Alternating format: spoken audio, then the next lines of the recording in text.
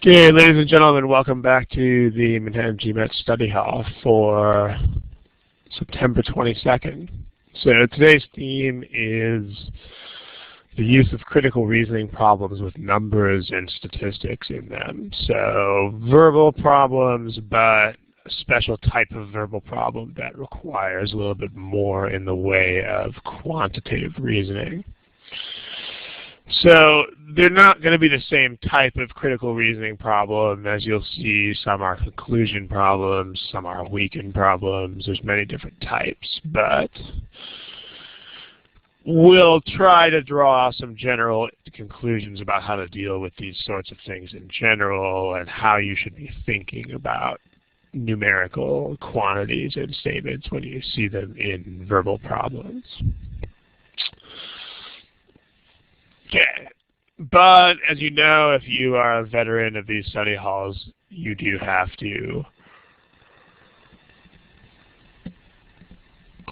we do have to go through a few preliminaries before we get started, so let's get through those somewhat quickly here. The usual warnings: please don't submit problems that are too general, like all of geometry or how do I do problems faster. Some people especially are still doing this. Don't submit problems that are too specific. Please post these kinds of problems on the forums, ladies and gentlemen, not here. If you have one question to ask about in one or even a couple of choices, then please don't post that here. Please post that on the forum. And then finally, personal issues. In the last couple of weeks, we've had students ask us to, remember that this is a study hall that is watched by hundreds, if not thousands of people. So we've had a couple of requests of, can you look at my assessment reports and tell me about my personal weaknesses? There is a general questions folder for that. The purpose of the general questions folder on the forum is to treat such things, to talk about personal strengths, weaknesses, study plan, and so on. But in a study hall that's eventually going to be watched by hundreds or even thousands of people, not an appropriate topic. So again, intermediate depth. If you give us a specific problem, please tie the specific problem into something that is more general. Please, please, please. Okay. Finally, no official guide problems. Again, we will reject them because GMAT has officially asked us to reject official guide problems in these forums. Mostly because the official guide is a paid source, and so they don't really want to see the questions distributed for free. gmatprep is fine. gmatprep is a free product, so we can share those problems. However, OG problems not okay. Just to recap, a couple of the more important points here. Please do not submit problems from the official guide. Here's an example of a submission with lots of OG problems in it. Unfortunately, we can't do that. This is a submission from the last couple of weeks. Again, this is an example of why we have the forums. So this student, if you are one of the people watching, the person who submitted this, make sure you put it on the forum, please. This is a person who is just asking about one of the divisibility and primes problems from the GMAT practice test. Notice in this submission there's no connection to any sort of larger theme. In fact, it's just a question about a couple of answer choices to one data sufficiency problem. So this is not the kind of thing that should be in the study hall because it's a single topic that doesn't connect to anything else. So forums, please, with things like this. And finally, guys, there's not usually too much of this, but there's been an uptick of this in the last couple of weeks. But please don't send submissions that are worded in a way that is rude or demanding. For instance, this is from the last couple of weeks. We have one student who actually says, "I expect a reply from you." That's not professionally okay. I mean, you can't, when you're a client, you can't really tell the professional, you know, I expect you to do this, especially when it's a free service like the study hall here. I understand that what may be happening here is a language barrier. I mean, maybe the person who wrote these words is just not translating things from his or her native language in a way that's acceptable in terms of etiquette. I mean, occasionally that does happen, that things are lost in translation or whatnot. But the point that I want to emphasize about this is that even if that is what is happening, it's still not okay, especially in terms of pursuing a career in something like business, where there is just so much that has to do with etiquette and so much is written communication. So, I mean, my point here is that, you know, if this is actually what you meant, then that's not so good. But even if it wasn't, even if this was an accident and you just meant to write something like, you know, I hope you can do this, still important that you know, wherever you get the feedback from, whether it's an native English-speaking friend, or, you know, just have someone look over a few of your emails and look at the style of your writing, because guys, business depends so much on written communication these days that even if this is an accident, it is still something that has to be fixed. So there's been a few, it's not just this one. I mean, I cut and pasted this part of the picture just to demonstrate what I'm talking about here, but it's not good. So it's got to be fixed. Either fixing the general way of looking, if it was on purpose, then you got to fix the general way you look at this kind of communication. Or if it was an accident, then someone's got to, you know, help you with a little bit of learning about that kind of thing, because it matters. It matters a lot, the way that certain words come across weirdly a lot. Okay. Finally, we've done about 40 study hall sessions, give or take a few. So 40 sessions is a lot. Therefore, what that means, among other things, is that we have already covered a lot of topics. So, hence, it is a very high chance that you are submitting a topic that has already been covered.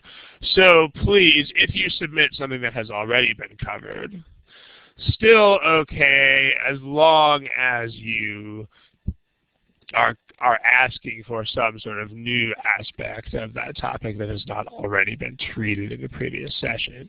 So for instance, we've done a lot of critical reasoning before, but today's students have asked about numerical problems, so that's new. Also, if you see any theme that's here, but there's a specific aspect of it that you haven't seen treated, then that's also legitimate. Or just if there's a topic that's really huge and a major topic and you've got enough fresh problems that you can suggest, then you can submit that as well. But please don't just give me a topic that we've already covered for that reason. We don't want to be redundant here. Okay, so those are the rules. If you're an old-timer here, you definitely know these rules by this point. This is not new, but please give me the smiley face icon over there on the left if these rules are understood. Okay. So again, for those of you who are just getting here, today's topic is critical reasoning problems with numerical or statistical statements in them. So we're going to go ahead and get started on these and see what kinds of general ideas we can draw from them. Also note, again, if you're an old-timer here, you already know this, but there are answer buttons. As of now, there will be. Okay, there are now answer buttons on your left that look like that. When we put problems up on the board, please use these buttons to answer the problem, and please do not answer the question in the text box. For a couple of reasons. Number one, if you've seen these study halls before, you'll know there's a statistical aggregator that makes it'll combine your responses to make a cute little graph. But also, number two, if you answer in the text box, then everybody else will see that answer as soon as it goes up. And so that's not great in terms of people's individual efforts to solve the problem. So please use the answer buttons to answer the questions. Okay, any questions before we get started? Please go ahead and type them in the text box. Otherwise, we will get slamming here. Okay, also, yeah, don't click your answer more than once, because if you do, then if you click the same answer twice, then the second click will undo your first click, and then there will be nothing. So by all means, if you need to change your answer, then you can click once on the new answer. But if you click twice or any even number of times, then you will be deleting your answer by doing so. Okay, so anybody who's used to double-clicking things, this is not that kind of thing. Any questions? Else, let's go ahead and get started. So here's a problem. I'll put a timer on the board. There you go.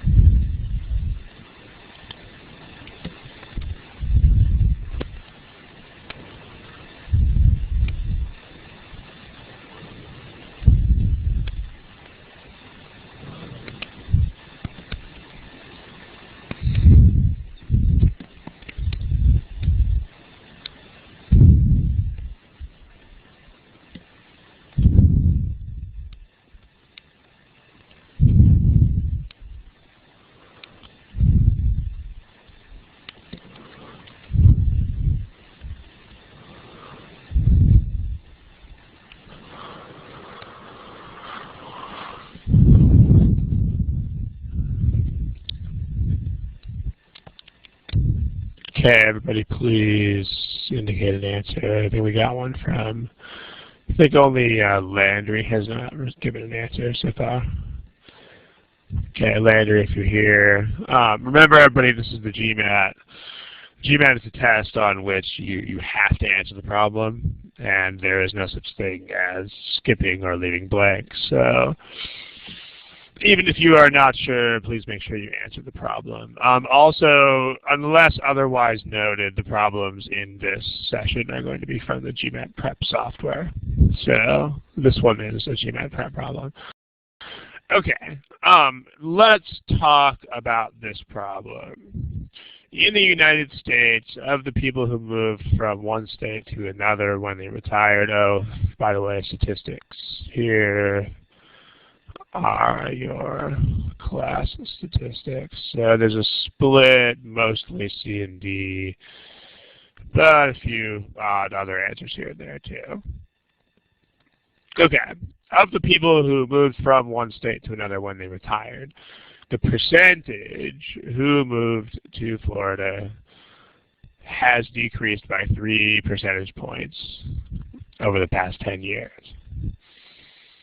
Since many local businesses in Florida cater to retirees, this decline is likely to have a noticeable negative economic effect. on these businesses.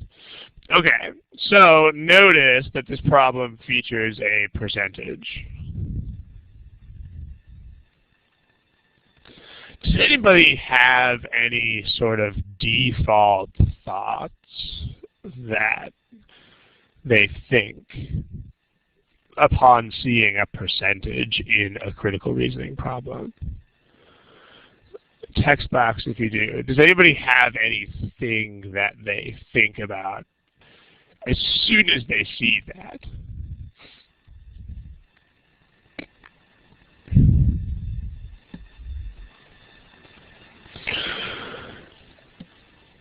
Okay. A couple of you are saying stuff, percent is used to trick us. Well, that is, I mean, not really in terms of tricks. What you will see, actually one thing that's very nice about this is that, let me, we'll come back to this problem in a second, but the question at hand right now is, what do you think when you see percentages in a critical reasoning problem? So here's a couple of responses. One student wrote this in the text box. One thing that's nice about this test is that this is not really ever true. There are problems, so one, I mean, this may not be your favorite test in the world, but one very nice aspect of this test is that it generally doesn't have trick questions. It's nice. We like that. I mean, there are problems on which they are basically testing to see whether you are paying attention to certain key aspects. But that's not the same as the trick question. In other words, they're not going to be like, haha, got you, that was a trick. They're not going to get you with wordings or things like that. So, okay.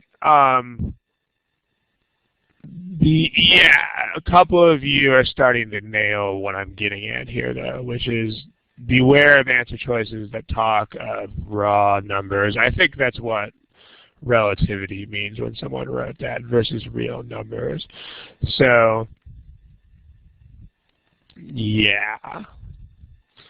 These three people have gotten, the ones I'm going to put on the board right now, have are at least on the wavelength that I'm trying to get at here. The other commenters are not necessarily wrong, but these three comments reflect what I'm trying to get at here, which is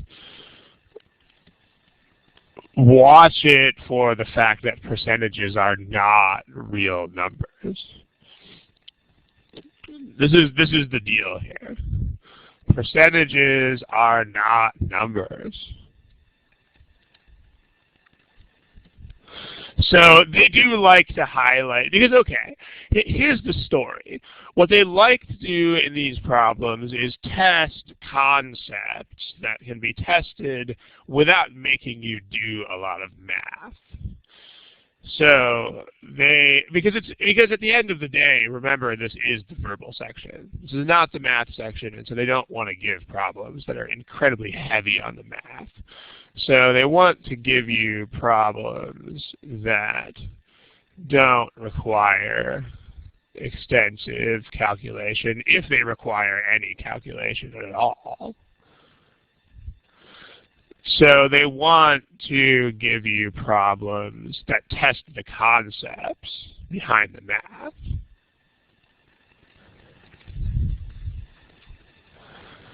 So this is one example of such a concept. Percentages are not numbers, and therefore if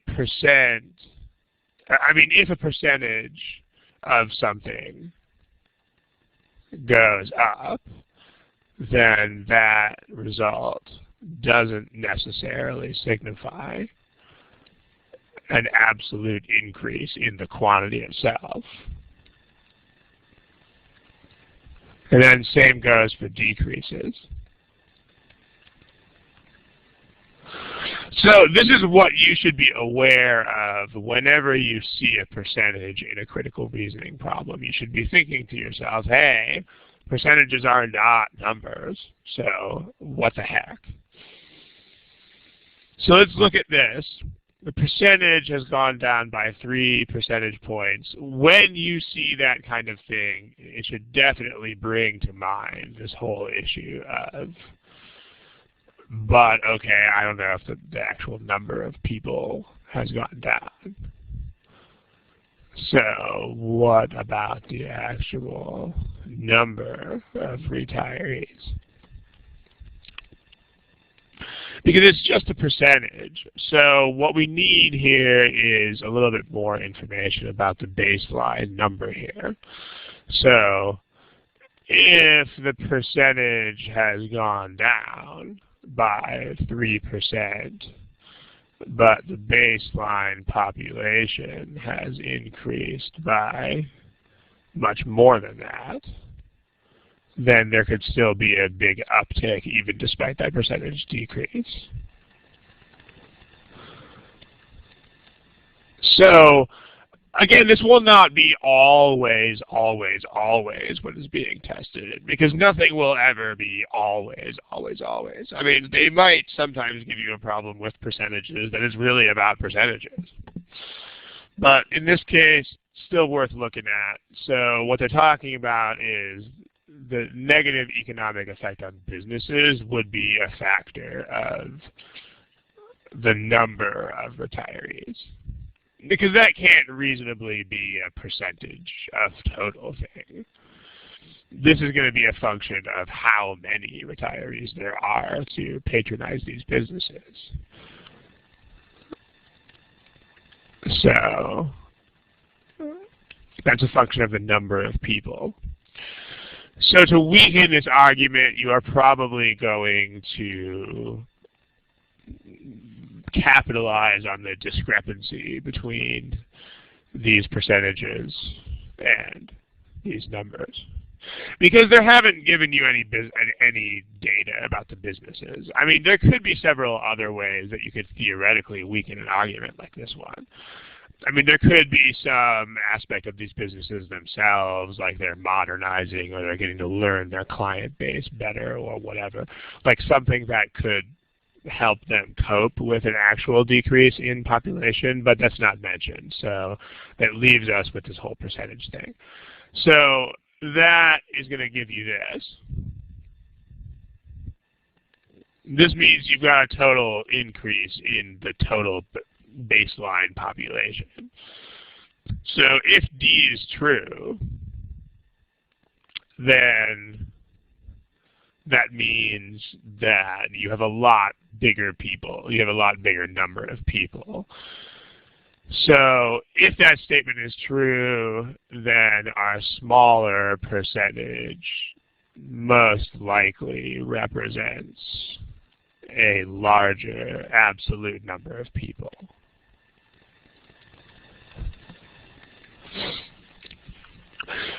Make sure you know also that I think one thing that a couple people have misinterpreted in this problem, and I can see how you might, so watch out for it.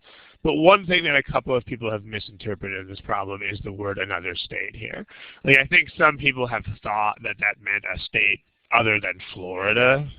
Not what that means, but I can kind of see how people might think that.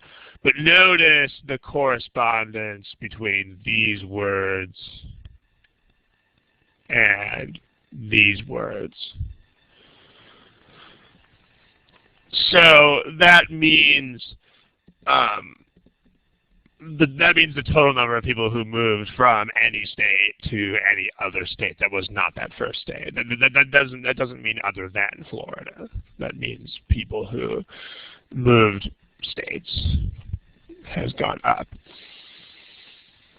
So, okay, there's a comment that says the number has gone down, but that's the point. We don't know that the number, maybe I'm misinterpreting the comment, but we don't know that the number has gone down. We know that the percent of retirees. I mean, if you want, okay, if you guys want, you can slap some numbers on these and see if that makes more sense. So, I mean, the point about these problems is not to think in terms of numbers. So, the point in terms of these problems is to think conceptually in terms of what variables interact with what other variables. Because it's, at the end of the day, it's a critical reasoning problem, not a math problem. But if you have to, you can slap some numbers on these things to try to build some understanding. So the idea here is that the percent moving to Florida has gone down, but we don't have any information about the original number. Text box people, please don't send messages twice. Thank you very much. We will get to them. So, lower percentage could mean higher number. Could. So there you go. I mean, if you want, so the deal here is if necessary, you can plug numbers. But having to plug numbers here is not a good thing. If you have to plug numbers on a problem like this, that probably indicates that you should put a little effort into developing the conceptual reasoning that's necessary. So if you find that you have to plug numbers, then you should put effort into developing the conceptual approach.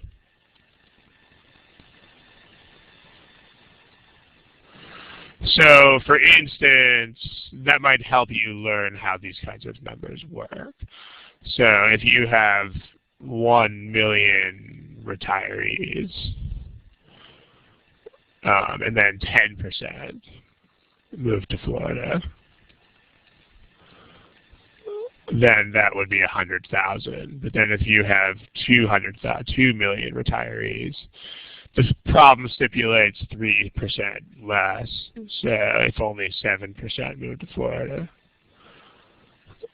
then that would be 140,000. So still great many more retirees. That's kind of the idea here. I mean, you shouldn't have to plug numbers here to figure this kind of stuff out, but if plugging these kinds of numbers will help you generalize and help you learn how these kinds of quantities work, then there you go. Okay, there's like 1 million messages in the text box, so let me see what people are saying here. The question. Okay, a couple people are asking about answer C. Answer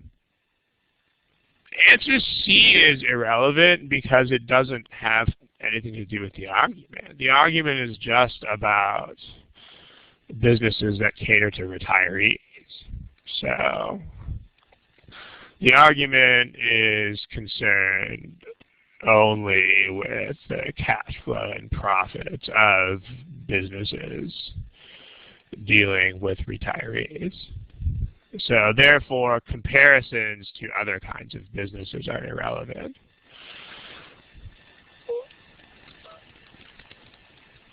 I mean, I'll make an analogy here. As usual, the best way to understand critical reasoning is by analogy. So we'll try that here. But since many local businesses cater to retirees, like when they say these businesses, they're only talking about the businesses that cater to retirees. That's what these businesses signifies. What are the businesses that we are already talking about? So this is a comparison with other businesses that cater to tourists, and we don't care because that's not the material of the argument. So I mean, as an analogy of choice C, let's say I have an argument that says, you know, town X has fewer teenagers, and teenagers are the prime customers at movie theaters. Town X has a lower percentage of teenagers now. Therefore,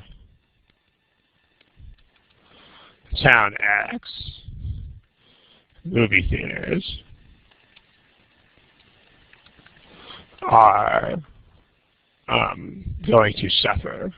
So this has the same problem as the previous argument does, but choice C is kind of like saying that town X has more grocery stores than movie theaters. It just doesn't have anything to say. I mean, it just doesn't have anything to do with the argument. Because fine, there might be more grocery stores, but so what? I mean, a grocery store is not an alternative to a theater, so that's not the point. Like, if these were other, like, if this kind of thing was some other type of business that would siphon business away from these businesses, then sure. But only that. Okay, let's see. There's still a whole text box full of stuff. Okay, total number of people moved to another state. I'm not understanding everything that people are typing here, but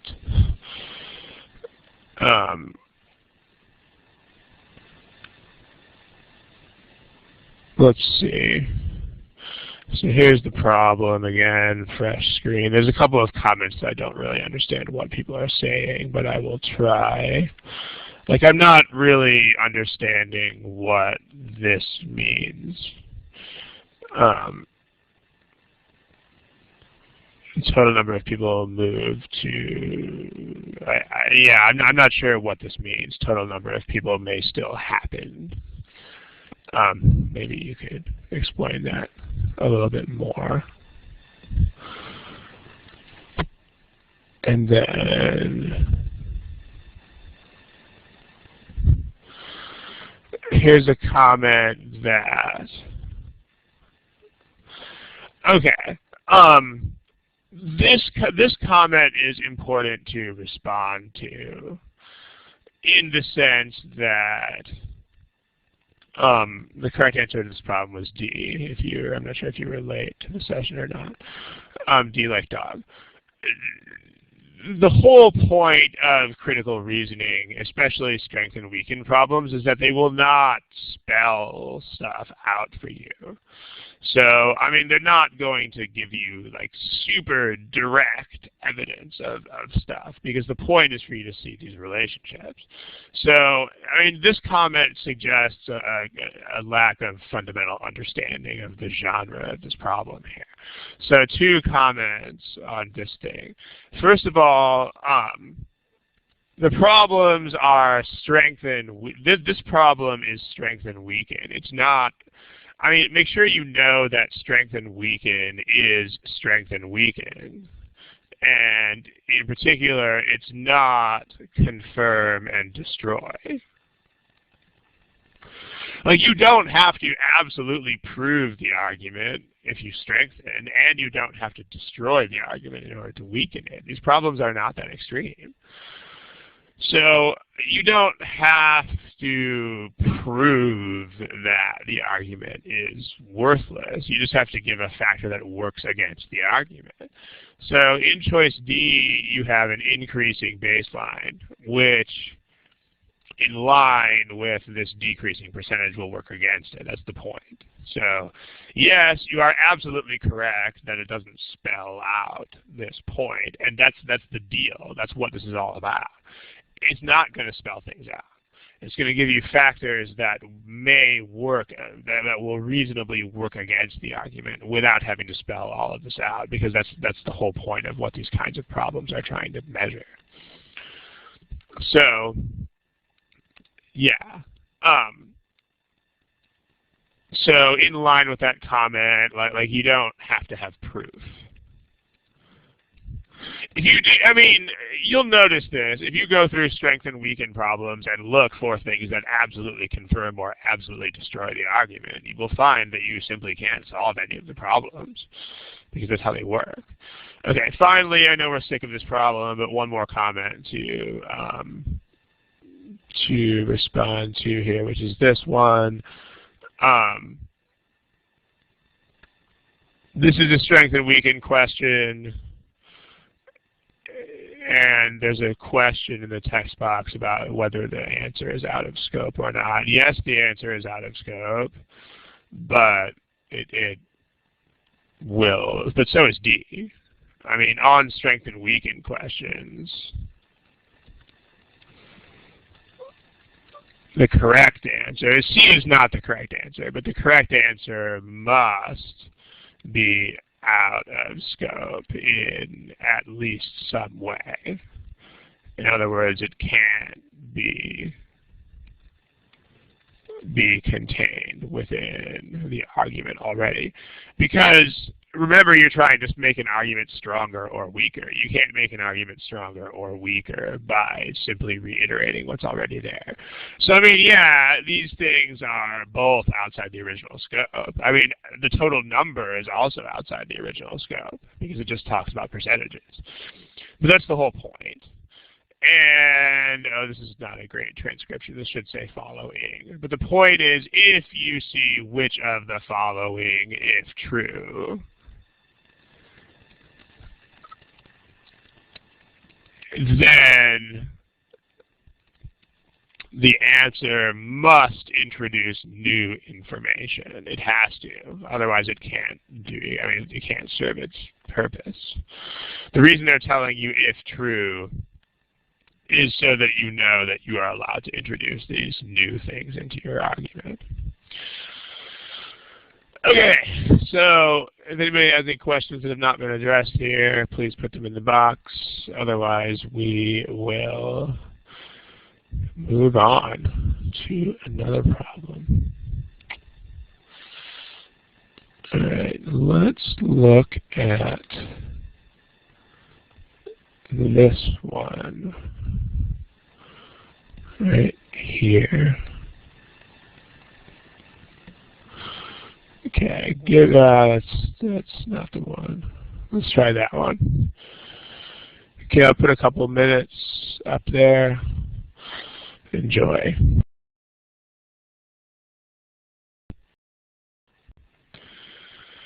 Okay, ladies and gentlemen, let's pick something. That's the 2-minute mark.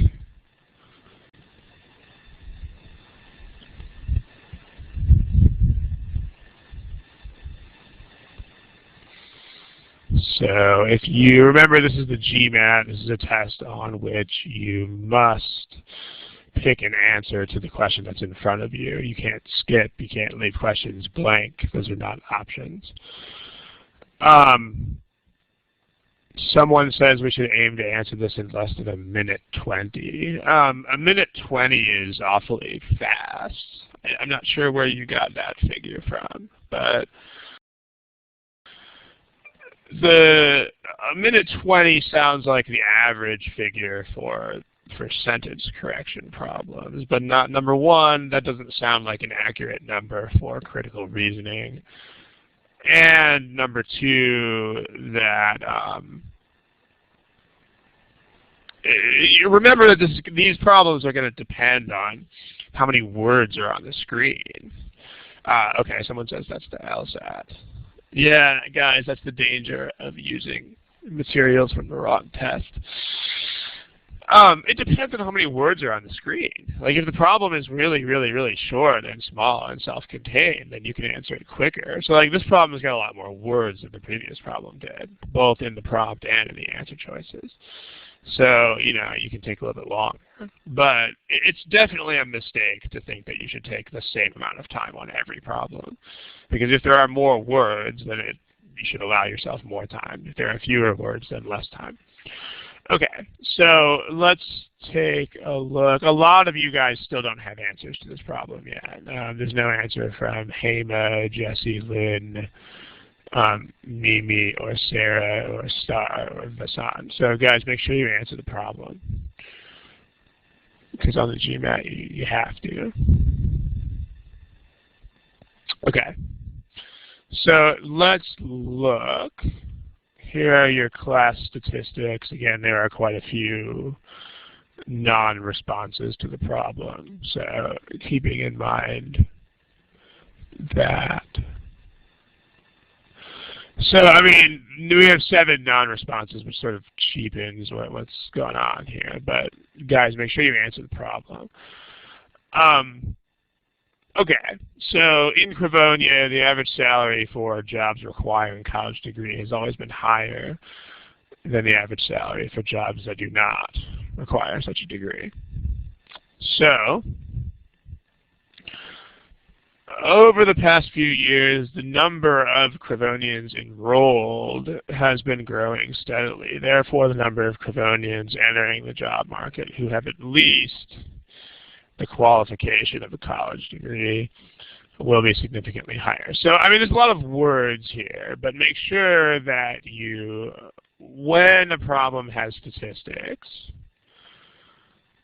make sure you try to boil it down to the essentials. Because, I mean, having a combination, I mean, statistics are fine, and having words is fine, but having a combination of statistics and like tons and tons and tons of unnecessary verbiage is problematic. So what's going on here is the conclusion of this argument is the number of Cravonians who have at least a college degree will grow. So this is only an argument. That means the first statement is really just a background statement. The average salary part, just background. So that's basically not even relevant to the argument, because that has nothing to do with the number of people who have degrees. So the argument is basically just more people are enrolled in college, therefore the number of people who graduate with degrees is going to be higher. And you're trying to weaken this connection. So again, the conclusion of the argument is there will be more college graduates. That's basically what it says. I mean, entering the job market is not something we really have to worry about, because that's by definition what college graduates do, is they enter the job market. So, how about that? But the premise of this argument is that the number of students enrolled has been going up. So there are more enrolled college students right now. There are currently more students enrolled in college. And because it's a weekend question, what we have to do is figure out some sort of disconnect between these two statistics. So let's look and see if we can figure something like that. So, I mean, we need some sort of break point between enrolled students and graduates.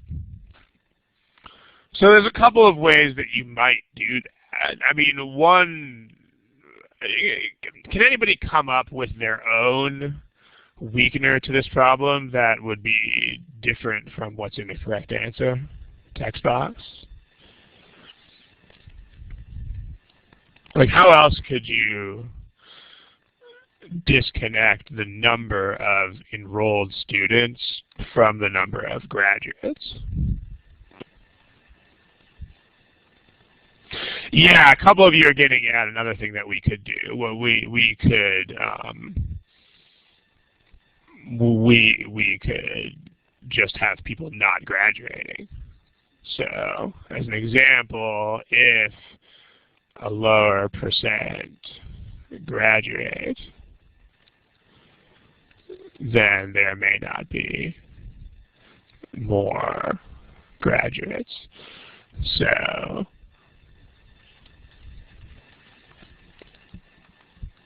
yeah. Most of you are talking about dropouts. Good. There you go. A couple people are getting at things that are not the point. Let me address those really quick. A couple people are talking about finding jobs before starting school. That's still entering the job market. Like if you are, if you are graduating from school, then there's that. But you could. I mean, if you have people for whatever reason don't have to be in the job market, like if you get people who, a better example along the same lines would be if you had people getting degrees but not going into the job market. I don't know why they would do that, but let's say you had a huge increase of people. Yeah, that could work if they went to graduate school afterwards. That would work. Or if you had a big increase in the number of people getting degrees and then going to be homemakers or something like that. So that could work. And then you've got someone else said might be that the number of available jobs were more than candidates. That doesn't matter, actually. This argument has nothing to do with how many jobs there are. So we don't care. Like the argument is just about how many people will be in the labor force. It's not about the number of jobs. So, okay. Graduates that leave the country. Well, let's see. The word "the job market" here is ambiguous. So, I mean, we don't know if it's the Crevonian job market or not. So, even if they move to another country, they probably still count as entering the job market. It's just the global job market. Okay, so back to the point here. We need something that directly influences the relationship between people enrolled in college and eventual college graduates. So, the only choice here that does that is D, B like boy. What B like boy does is saying that, people take longer to graduate from college.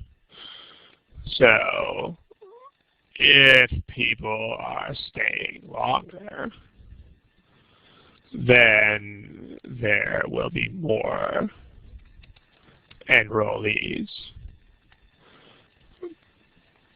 per graduate. I mean, for instance, if people take 4 years to finish college, then about 25% of people who are undergrads are going to be graduating that year.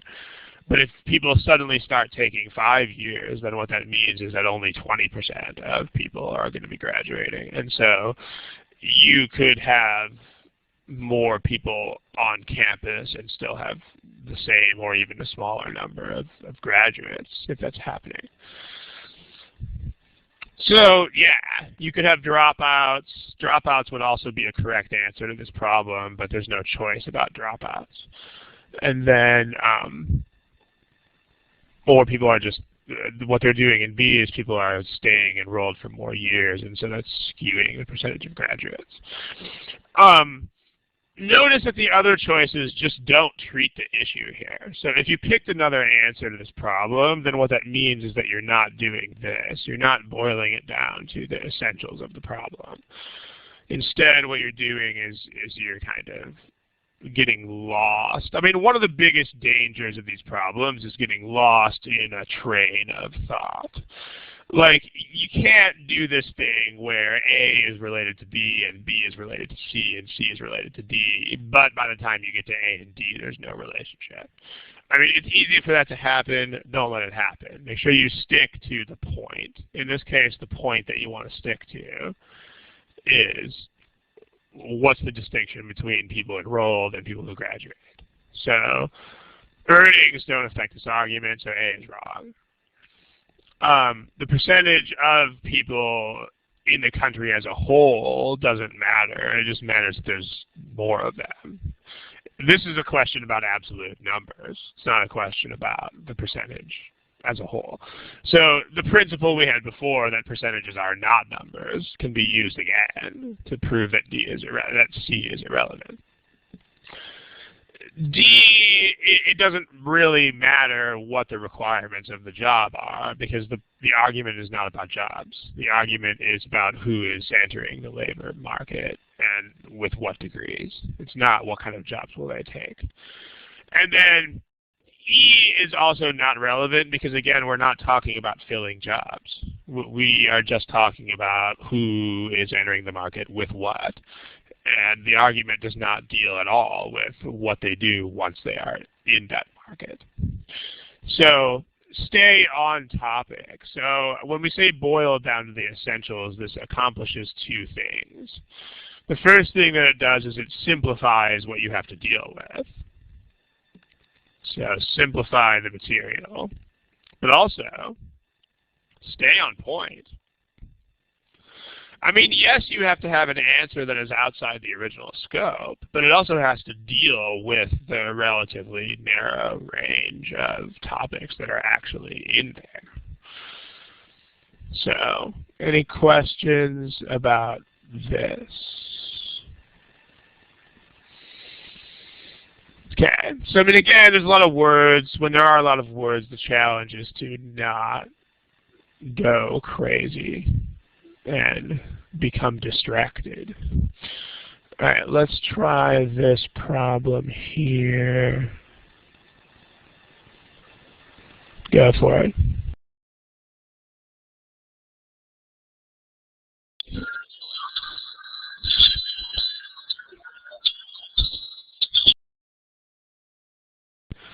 Okay, we are out of time here. Let's go ahead and try to answer this problem, please. So if you have not answered yet, if you are Anirada or Sarah or Vasant, then please try to answer the problem. So I'll give you 10 more seconds to do that.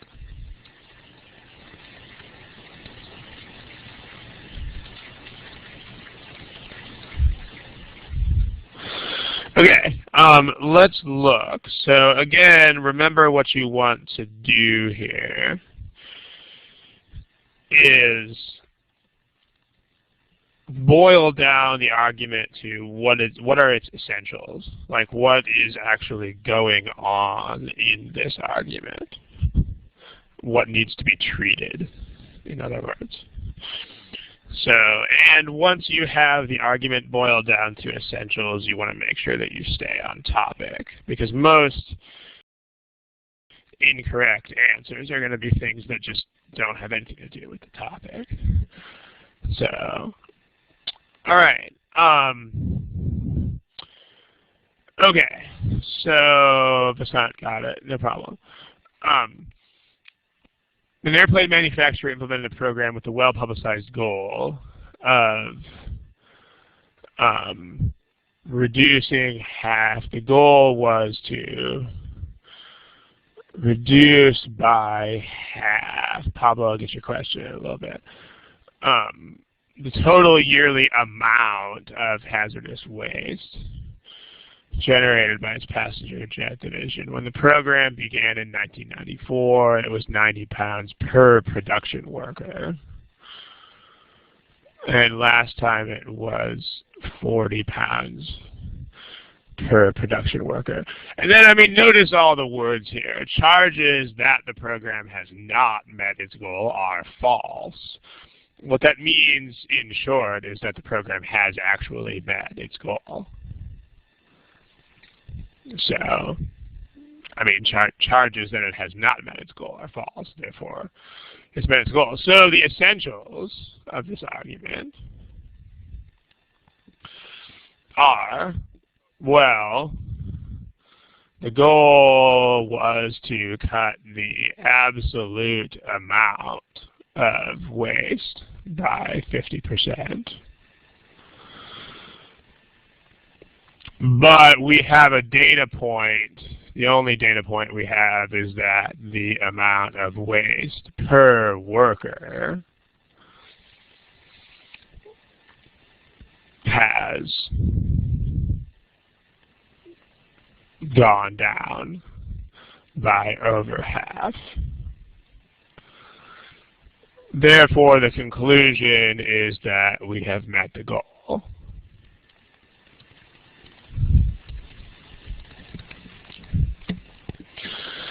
Okay, so once you get it down to these essentials, it's a lot like the problem we saw earlier with retirees in Florida, where you have two statistics that don't comport with each other, but the argument is trying to treat them as if they do. So you have a goal in absolute terms, but then you have a data point that is not in absolute terms. So these, as same thing like percentages and numbers, like percents and numbers, these statistics don't comport with each other. So what you need to do is you need to figure out what the argument is assuming. So, and think about what kind of statistics would break this relationship. Like, this is pounds per production worker. Like, one way that this percentage could have gone down is if the pounds have actually gone down by that much. But another way that the pounds per worker could decrease in this sort of way is simply if the number of workers has gone up. So there's two ways that this data point may have been achieved. This could come from, number one, an actual decrease in pounds. Or it could also come from an increase in the number of workers. Because I mean, you could have that reduction come entirely from just having twice as many employees. Or in a worst case scenario, you could even have more waste, but you would have so many more employees that the per worker quantity would go down. So it's a lot like dealing with a percentage versus dealing with a number. You have to realize when two quantities are in fact different, you want to make that realization that, hey, they're actually different. So the assumption is that it's not number two, because we're saying that our goal, which is a decrease in pure pounds, has been met, which means we're basically just assuming that it's not number two. So that means E.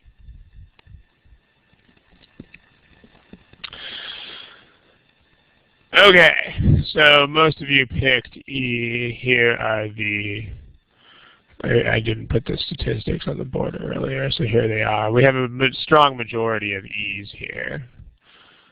So does anybody have any questions about answers that are not E? I see a couple people typing. While people are typing, I'll address this question of Pablo's here.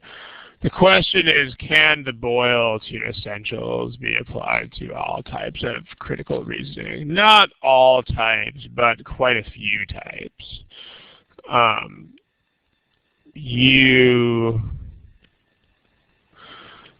The question is that. We'll put the problem back on the screen in a second.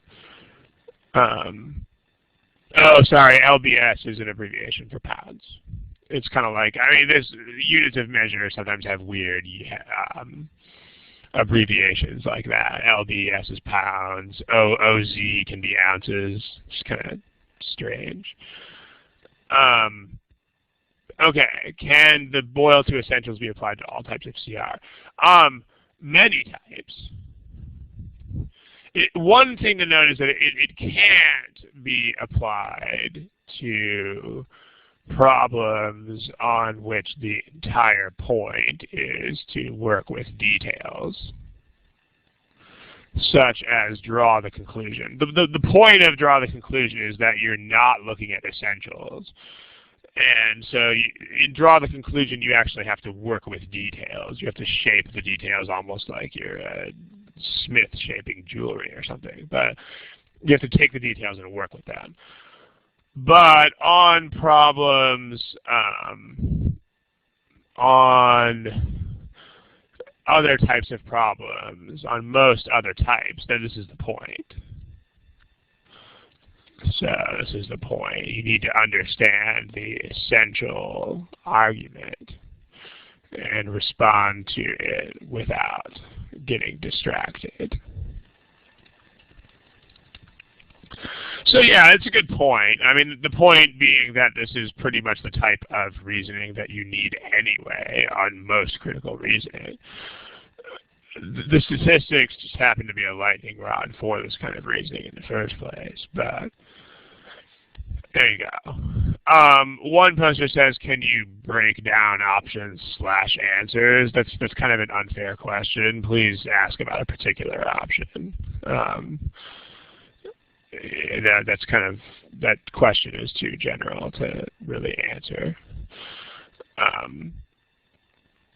How can I do educated guess if I have to? In critical reasoning, it's very difficult to talk about stuff like that. In most critical reasoning problems, there's not going to be a ton of reliable guessing methods. What I will give you is one fact.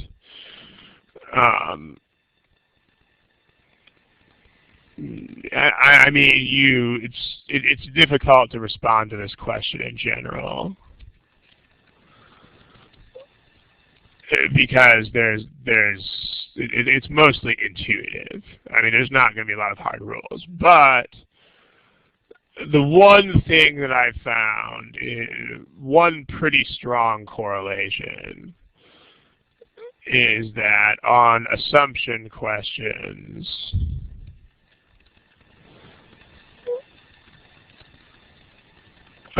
negative statements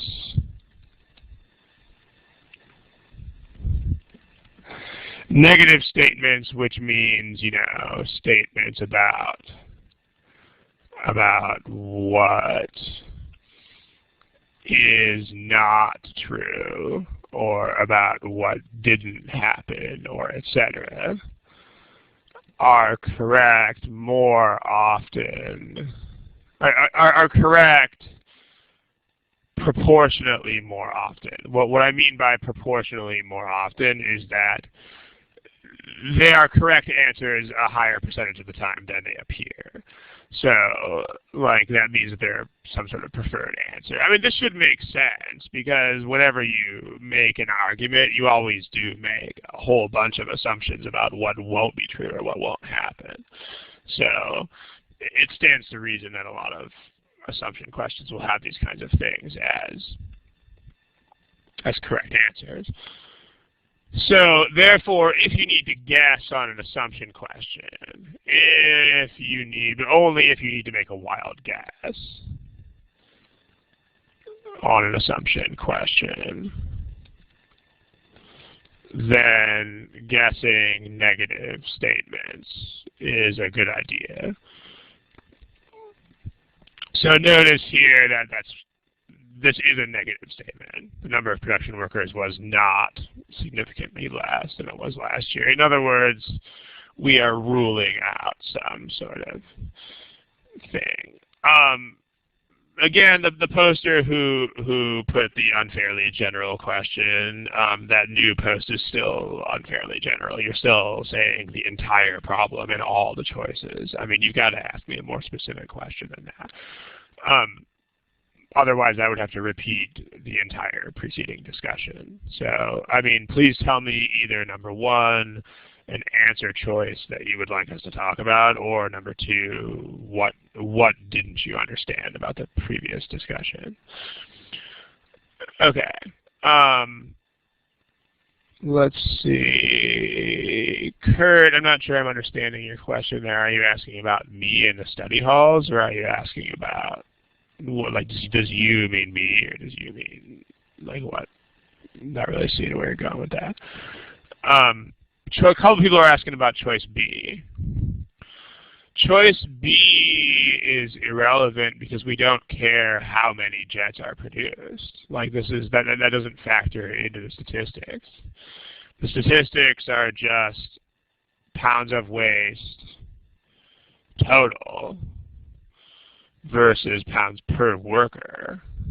So the number of jets is not a relevant statistic here. I mean, still, you're going to go outside the argument, but you still have to stick to the only topics that are at hand here are amount of waste and number of workers, and then amount of waste per worker. So any statistic that doesn't have a bearing on these things is not going to affect the argument. So it doesn't matter how many jets we made. It only matters how much waste was produced by how many people. So, okay.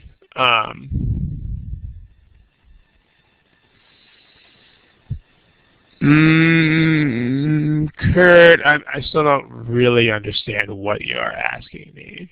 I mean, these are not quant problems, so it's not like there's going to be some objective amount of detail that's necessary. I mean, if the answer choice is wrong because it's irrelevant to the topic, I generally trust that it'll be enough to say, here's why it's irrelevant. But if you still don't understand why some choice is wrong, then it's best to make an analogy, kind of like this one that we made. Where was it? Here. If you still don't understand the wrong answer choice, I mean, I'm presuming you're asking me something about a level of understanding of wrong answer choices, Kurt. So if not, then I don't really know what you're asking. But if it helps you to understand the choices, if you still don't understand after a certain amount of treatment, the best way to do it is to make an analogy, kind of like this one that we made here. So I hope that helps. Okay. Any other questions about this problem, about specific choices, or about specific issues that you didn't understand? If you have any specific questions, please put them in the text box.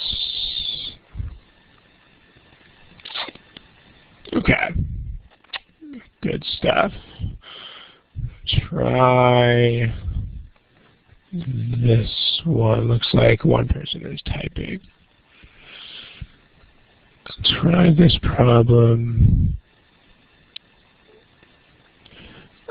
Sarah K is typing. This is if you're typing something, what kind of problem? The diagrams for problems like this. I mean, the T diagrams in the course, they talk a little more about that. But I mean, diagramming is a very subjective thing. Like, diagramming is mostly for problems that you don't understand very well. So if you get the argument, if the argument makes sense to you, then you don't need to make a diagram. But the point of a diagram is to help you either understand or stay on topic. So it's really just when you get confused, you should think a little bit more about diagramming. There's no like objective criteria, I would say. Okay, here's another problem. Give it a shot. Go for it.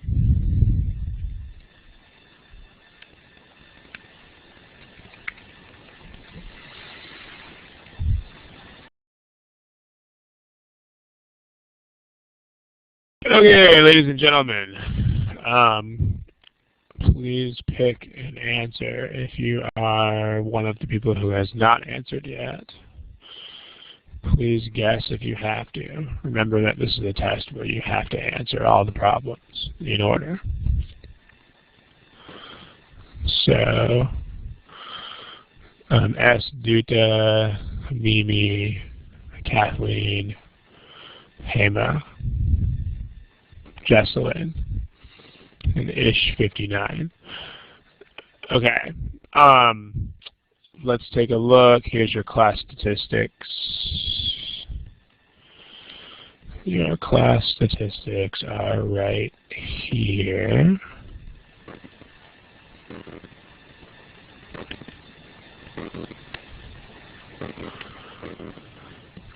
Okay. So, let's take a look. Because postage rates are rising, Home Decorator magazine plans to maximize its profits by reducing by 1/2 the number of issues that it publishes each year.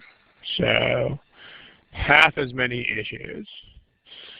So the number of articles per year will not change. So what this basically means is that they are the company is going to send half as many magazines, which will be about twice as big per year. We know they'll be about twice as big because they're saying the number of articles will not change, which means that there will have to be twice as many articles in each magazine. So, well, maybe not twice as physically big, with twice as many articles is the best way to say that. Okay. So, the quality of articles, the number of articles published per year, and so on will not change. And they will have the same subscribers, and they will have the same advertisers. So they will, they figure that they will, so the postage will cost less.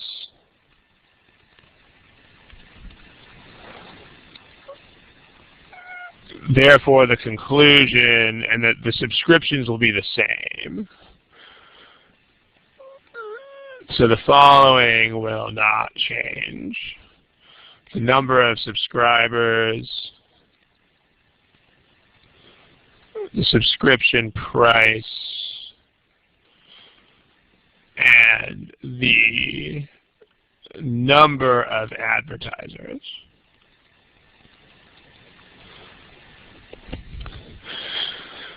So the conclusion is that they will have greater profits. Now, the point is that these two things indicate that subscriptions are a complete non-issue. These two. That's a very ugly inclusion symbol. But the number of subscribers and the subscription price are staying exactly the same, which means, among other things, this means that subscribers are a non-factor.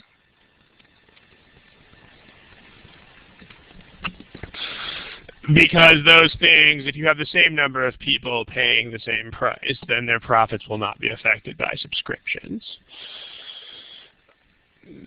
So you want to weaken, you want to show that the profits are going to decline. So profits are a function of revenue and cost. So we know that their costs are improving. So there's going to be some sort of revenue issue. So the focus of the problem is you want to show that profits will probably go down. There are two ways that this can happen, because profit is revenues minus cost. So profits can go down if revenues go down. or profits can go down if costs go up. The problem is that we know that the costs won't go up. So this won't happen because you have the same number of articles and stuff like that, and you have fewer issues. So this won't happen. You have similar quantities of work and less postage. So we know that we must be looking for some sort of way in which revenues will decrease in order to complete this argument. So with the new postage rates, a typical issue would cost 1/3 more to mail. So let's examine how this would work. So if the postage rates per issue go up, so you have 1 1/3 times the old postage rate,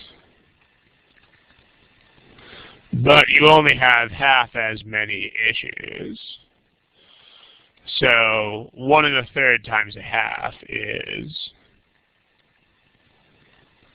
only 2/3 of your original postage cost. So when they give you specific numbers, I mean, usually math is not the focus, but if they do give you specific numbers, then by all means work with them.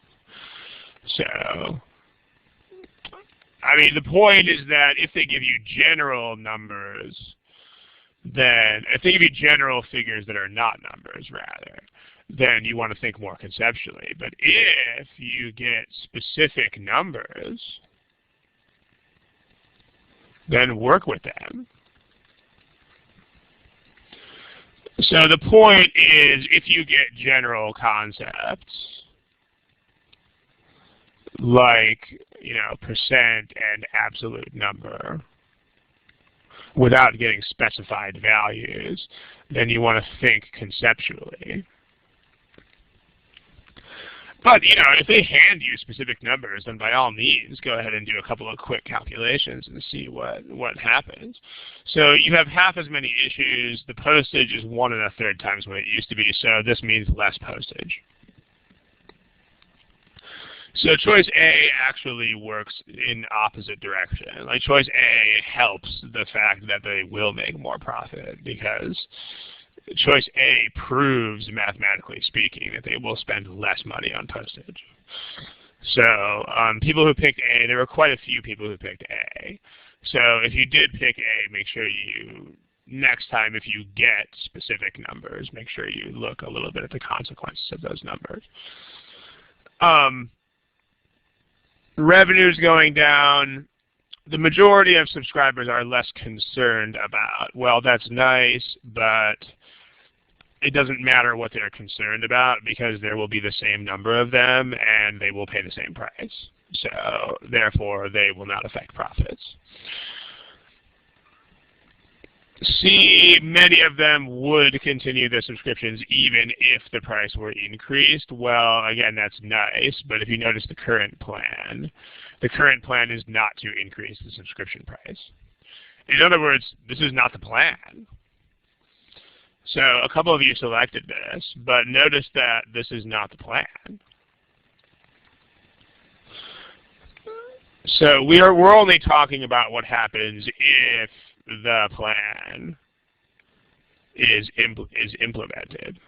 So answer choices that don't talk about the plan are not relevant. Like choice C is talking about something else that isn't the plan. I mean, as an analogy, it's kind of like saying, if I lose weight, then I will be better able to run fast. And then having an answer choice that talks about still being able to run fast if I gain weight. Not relevant because the plan is to lose weight, not to gain weight. Like, same thing here, the plan is to keep subscription prices the same. So anything that contradicts that plan is irrelevant.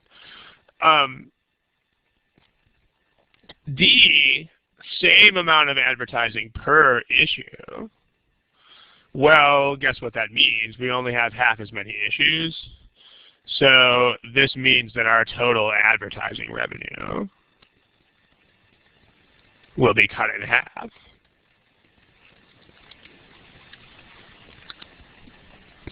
Because notice that this is per issue.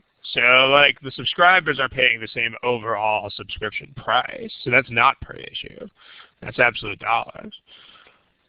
But these guys are spending as much per issue, but there are only half as many issues. So whoa, buddy, total ad revenue, only half as much as it used to be.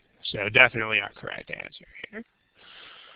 And then production costs remaining stable would not strengthen or weaken the idea of declining profits because it's a non-variable. Like choice E is saying that nothing changes, so therefore choice E does not swing the argument either way. But again, the point here is to focus on the relatively narrow range of what is in the argument and not to become distracted by other stuff. So the argument's talking about profits. We want to look at ways in which factors that directly affect the profit will change.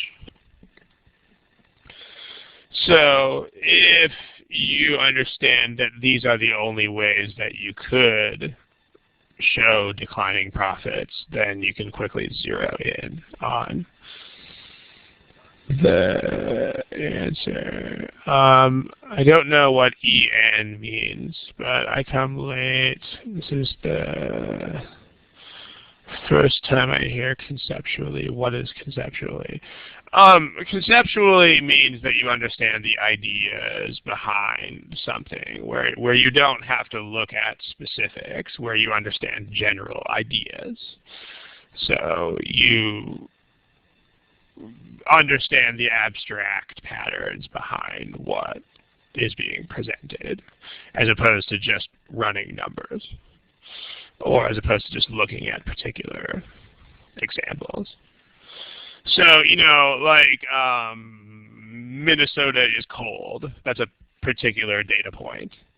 But if you conceptually understand that places that are farther north are cold, then you could figure that out without having to be told. I mean, so that's kind of what conceptual understanding refers to. You have enough abstract understanding that you can figure stuff out pattern-wise. Okay, sure, no problem. Any other questions about this problem? Okay, so what we have other problems lined up, but we're out of time. So I think what we'll do is the next study hall will have a continuation of this topic. But let's do a quick summary of what we've learned today. Super, super quick summary here. Quick summary of today's most important concepts. Number one, make sure you watch out for statistics that don't comport with each other. For instance, a big example is percentages or proportions or ratios versus absolute numbers. But also like per unit rates versus aggregate totals. An example of these would be, an example of per unit rates would be pounds per production worker versus an aggregate total would be something like total pounds.